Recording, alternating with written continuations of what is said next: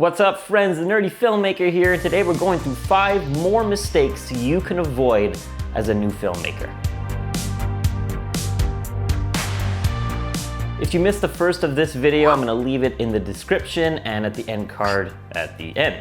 So let's get right into it. Number 1, not having someone designated for continuity. So continuity is the person that makes sure things are put back the way they were and notices who picked up the cup on what line and what level the drink was at, and was it in this hand or that hand? All those things that you notice in a film that doesn't make sense because at one point they're facing this way and the other time they're facing that way. That's really important.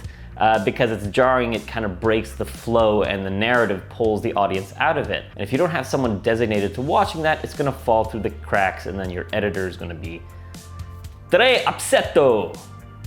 That's not any language. Number 2, and maybe the most important, poor catering and craft. So when I say poor craft, that generally means a lack of craft, a lack of ongoing snacks available for your cast and crew.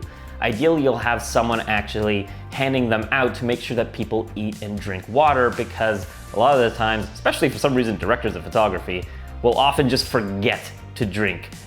So having someone constantly bringing them food, granola bars, bananas, cheese sticks, I don't know, and water is always really appreciated and raises morale. Side note, help the environment, ask the cast and crew to bring reusable mugs for water and coffee. When it comes to catering, I always find that greasy catering can really bring down the energy of your cast and crew after lunch. So while in the moment everyone might be really excited for that greasy pizza lunch, in the end, everyone's gonna feel really lethargic and it's gonna ruin the flow of the shoot. Number 3, improper storage or safety measures. I have heard it before amongst my friend groups that people have actually lost entire days of their shoot due to improper storage and safety measures of the footage. If you don't have someone who's constantly data wrangling, constantly taking the footage after a card is full and putting it away, make sure that you have someone designated to do it during the breaks. As the editor on all my projects, I'm usually the one handling that. So at lunch, I'll take all the cards that were used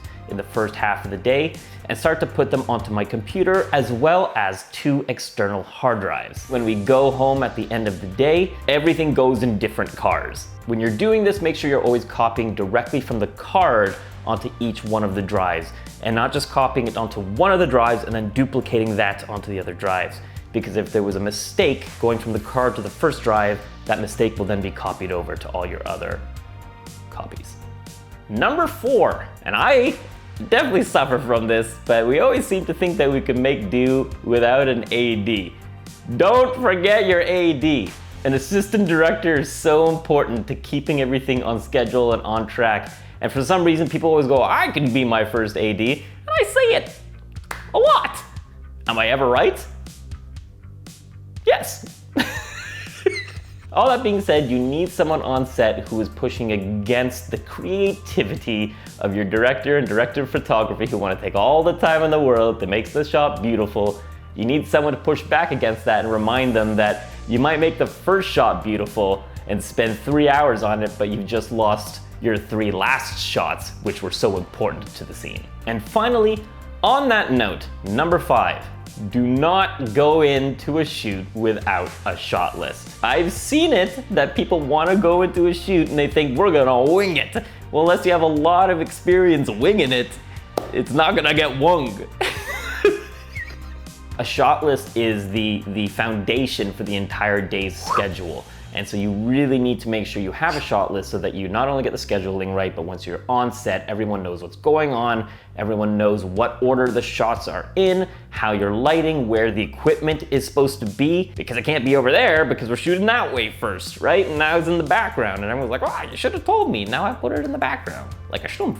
Now, if you've never made a shot list, I actually already made a video on how to make a shot list, so I'm gonna leave that link in the description as well. That's it, friends. 5 more tips. I hope you liked this. I'm feeling real goofy. I should make another 5. Let's go! No, I'm gonna go drink some water.